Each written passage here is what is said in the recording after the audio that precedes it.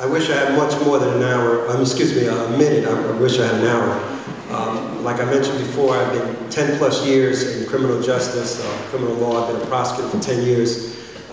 One thing is that the schools are extremely overcrowded. I speak to students, I speak to teachers in the schools, and it's very difficult to teach at the schools. There's a student that I was told an administrator, the judge told me I just have to be in school. I don't have to be in class. So you have these attitudes that cause other students not to be able to learn. There's a program that I think will be very beneficial for our schools. It's called a youth court. It's a model that's based out of New York City, where young people are empowered to actually take action when one of their peers has an infraction in school. And so what it is you have all of these young people that are trained by judges and lawyers to take the role of judges and lawyers and jurors in this court. As adults, we have no role in the youth court. We have to sit quietly, sign a confidentiality agreement that we won't discuss it. And what they find is that young people are more attentive and responsive to their peers than our adults, that they tend to recidivate, meaning get in trouble less. And also, they want to take part in this program. How do I be the judge? How can I be a juror? And it's a program that I see successful throughout the nation in New York. Also, Newark has a youth court. I believe it's something that we need here. And one other thing is that offenses start small, they grow large. And we need to deal with them when they're small. Thank you.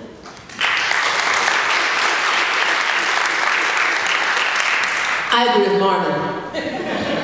And I agree with what Sue said earlier about talking to the stakeholders in this case being the administrators at Ferris High School, the teachers, the students, to get their input. Ferris High School has a mark on it now because of this gang activity, but they've been successful because they promoted the junior academy. So we do need to talk to our people who are involved to get their ideas. Well, I did talk to someone at Ferris High School shortly after this incident, and one of the things I heard from him that I've been hearing throughout is we need an alternative school. We need a school to place children who do not want to be part of the system, who do not want to learn, who need more attention. I've heard people talk about reform school, but we're not talking about, I don't think reform school is the answer. I mean, it has to be a compassionate response, but we need to deal with the children who don't want to be in the school. We have to have clear and consistent policies for the consequences when things do happen in our schools. I've heard from Dr. Thompson, they have eliminated block scheduling because a lot of schools felt if you get rid of block scheduling, if you can stagger lunch hours and have much better control over your student population and not have the fights that you have. What we need to do is also recognize that when we take discipline away from parents, we need to be able to teach them how to discipline differently. We support programs like ROTC that are in our schools, and we also support Marvin's idea again.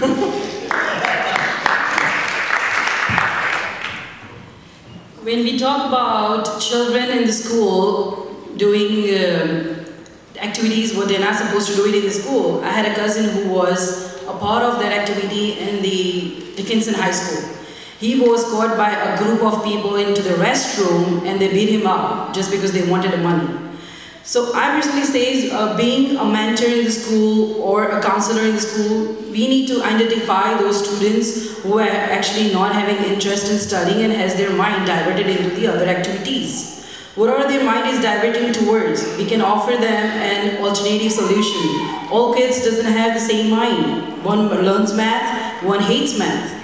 We need to identify their strength, and according to that, we can put them onto the programs. We can provide them alternative education method. We also need to bring back the Twilight Night School program, where those students can sit and have their extra activities going in the evening school. If they want to study, they can study in the morning, work in the morning, they can go to school in the evening. Apart from that, I believe they should learn, we should also have this, again, we need to identify the student and make sure they learn ethics, they learn discipline. I currently teach in college, and I have a student who's out of the Jersey City High School and who doesn't know what discipline stands for. They don't have ethics, they don't respect their teacher as they're supposed to. So first of all, we need to identify them and we need to come up with the alternate solutions on those activities. Thank you. This past week when we were up near Dickinson, The residents have an enormous problem with the 8 a.m., 12 p.m., and 3 p.m. times because there are several thousand teens walking around the city unsupervised. This creates quite an overwhelming problem when you add to it gangs, fighting, and substance abuse. If elected, I would like to see staggered entry times to school, lunch times, and dismissal times. This would decrease the amount of kids that are out on the street at the same time. I would also like to see police officers in the schools, but not in the offices, but rather walking through the halls and engaging the students, being more vigilant. We also need to study the use of ID cards so that we may reduce the opportunity of intruders entering the building. And we also need to permanently remove students who come to school to fight and assault and rob our teachers, our staff, and our students.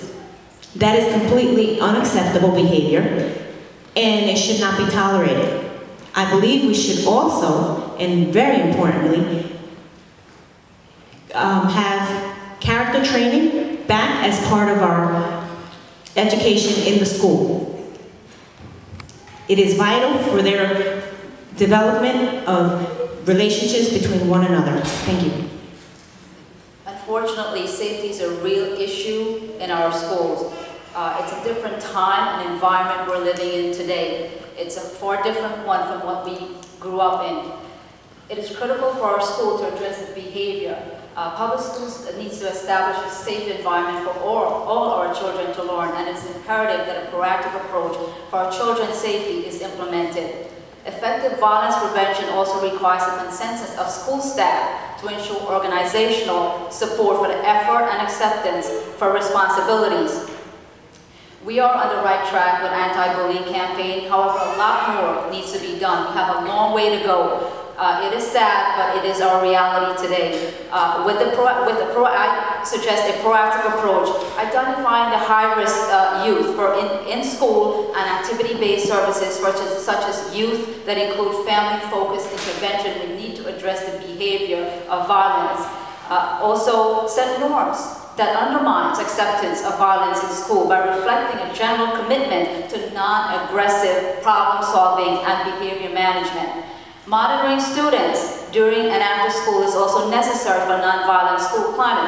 You know, after school dismissal, what happens after 3 o'clock? Most of us in some area lives in some public schools, and we know what goes on. Finally, the implementation of a strategy to prevent violence among the portion of the student population not at high risk, such problem-solving program such as adult supervision and involvement approach. Thank you. For many of our young people, not necessarily in this neighborhood, they have joined gangs because that became their family.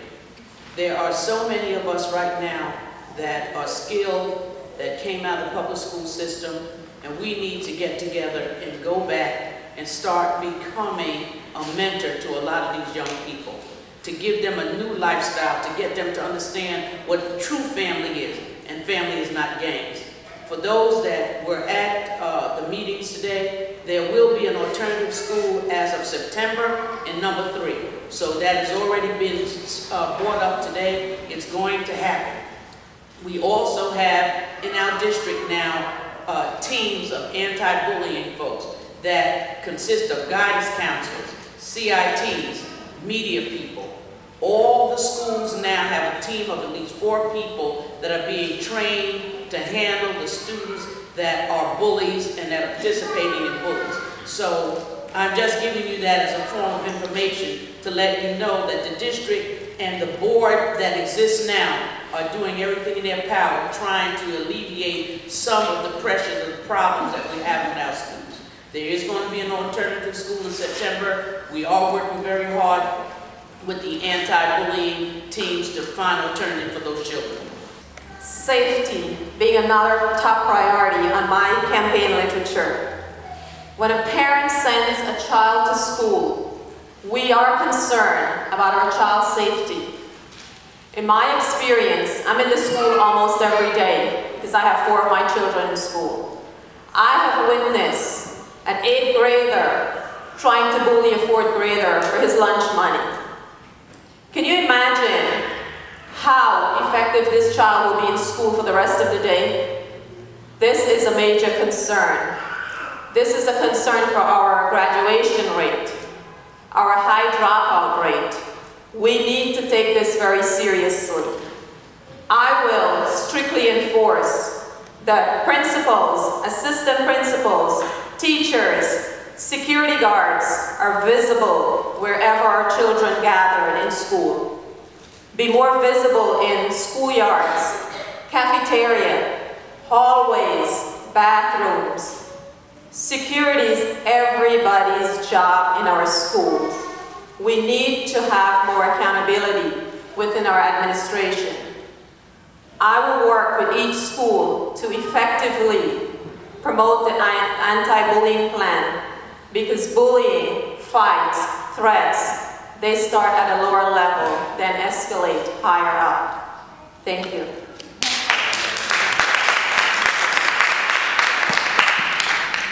Did I understand this constantly to be at PS3 if we were going to have an alternative school? Yeah, alternative schools. The question's actually sounded in, but I just wanted to know, is that PS3? They are getting ready now to prepare to have the alternative school at PS3 in September. So this alternative free school would be a place for children with safety-related issues? Right. To go The students that have been disruptive in all the various different schools, they're going to put those students in number 3 and set up or have alternatives to work with them academically and socially to alter that behavior. So Ms. Donovan, I asked you, PS3 is the school that your children are at. How do you feel about the My kids are not in They're PS3. not at PS3? No, they're not. What would you think as a parent about having embedded into the school? If the PS3 is the school over here, it's not?